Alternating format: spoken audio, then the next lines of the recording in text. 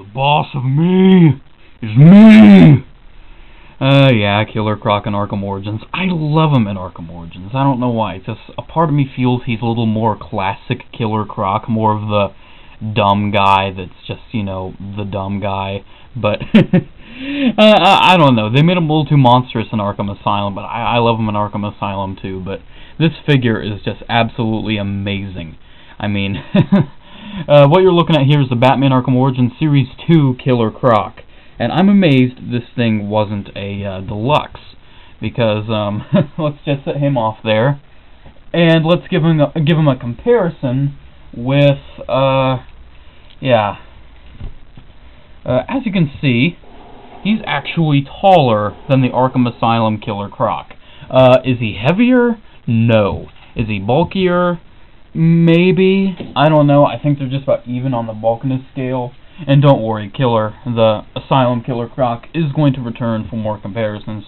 And here he is with Series 1 Batman.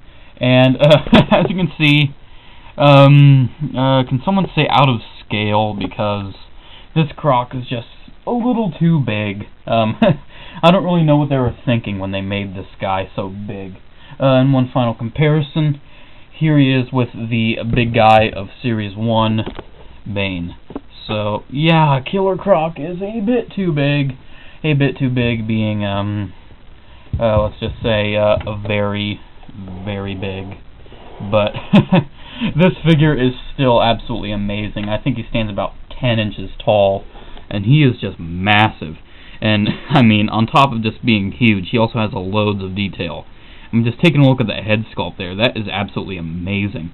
That really captures the look of Killer Croc in the game. As you can see, he has like this little white thing there, like right there. I don't really know what that is. I think it's like maybe a tooth. I'm not really sure, like a tooth breaking through his lip. It's painful.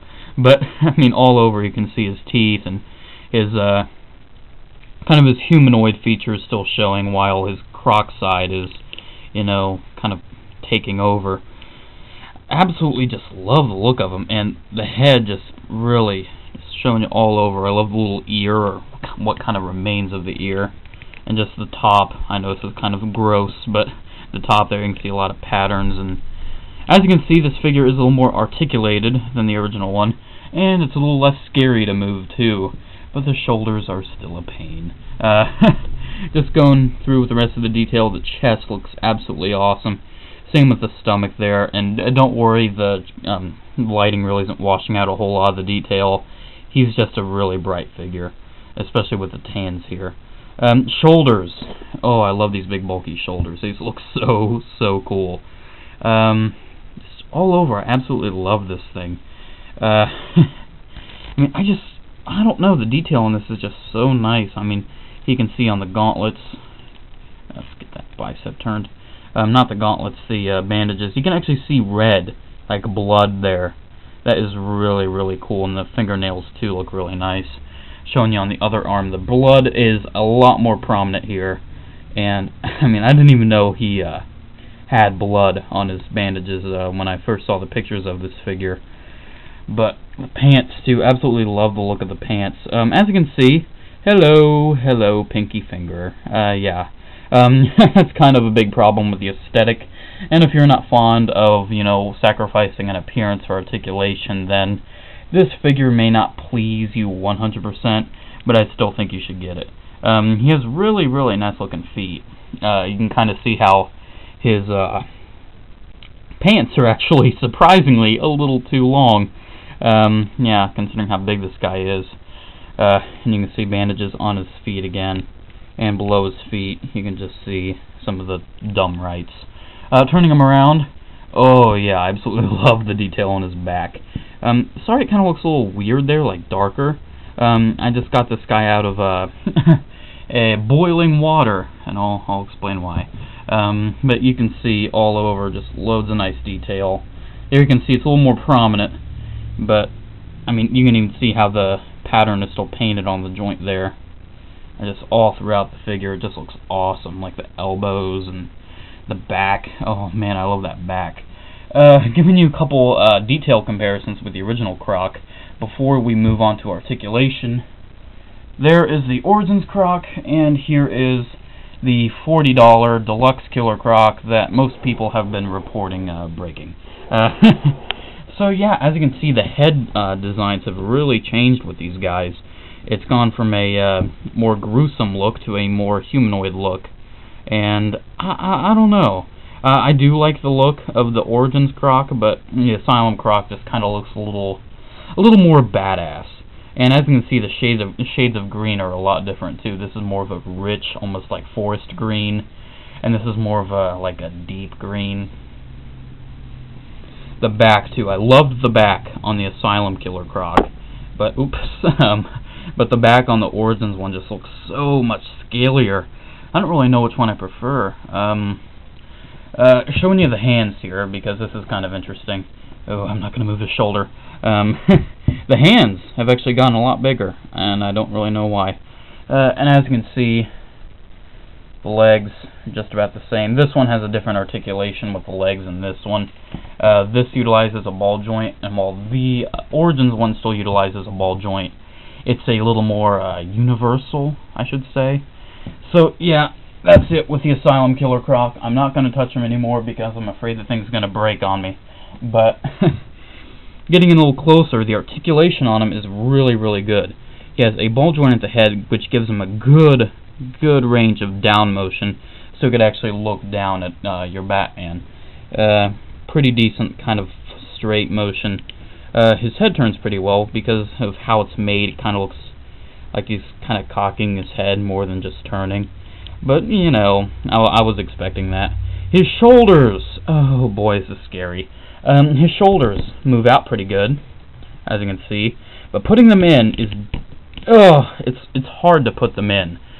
This is a little easier, but this one is not, and I'm not even going to try with that one. Oh look what I can do with this one. If I would do that with my other Killer Croc, that'd be $40 down the drain. Oh, by the way, if you actually do want a good Arkham Asylum Killer Croc that probably won't break on you, order it from Amazon right now. They actually reissued it with a correction in the shoulders. It has a bicep swivel as well as a elbow swivel. That's kind of redundant there, but hey, you know, I'll take it. He has an elbow, which is pretty good. Still be careful though, because translucent joints. Oh, thank you, DC Collectibles. He actually has a hinge at the wrist, which is surprising. I didn't think he would have that, and he has a wrist rotation. He has an ab crunch that goes forward that much and back that much. So, just showing you from the side, goes back that much, goes forward that much. Pretty good ab crunch. Waist does turn, and this is why I had to put him in boiling water. With this leg, it moves forward and it moves out to the side. With this leg, it just wanted to move forward. It didn't want to move out to the side. And even then, it's still stiff when it does. But using the boiling trick, I was able to get the leg to soften up. Sorry, bumped into the camera. And it was able to finally move. And the knees. Oh! As you can tell, this is a pretty big figure. And trying to move that knee, I almost knocked into the camera. Knees do have pretty good range. And he does have an ankle pivot, or Artemis Prime would say, a corpse ankle pivot. Yeah. But, and it does kind of go up and down, but not all that much. So articulation on this guy is pretty good, and the detail on this is phenomenal. Getting in a little bit closer, surprisingly, this is a basic figure. Runs you about $20-25. I got mine at for $20 at Cincinnati's Queen City Comic and Card. Very great comic shop if you're in Cincinnati. I highly recommend it. And the comic shop owner, Jeff, he actually told me that when he ordered this, or it was kind of revealed to him that they were going to be making this, it was originally slated as a deluxe.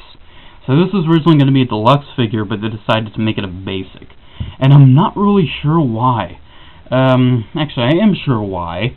Because, actually, no, I'm not really sure why, because they could have made this as a deluxe figure, and honestly, it really is the deluxe size. I understand Bane, why they pushed him, but Croc is just immense. I mean, if you thought Croc was just going to be the size of Bane, you already saw, you were wrong.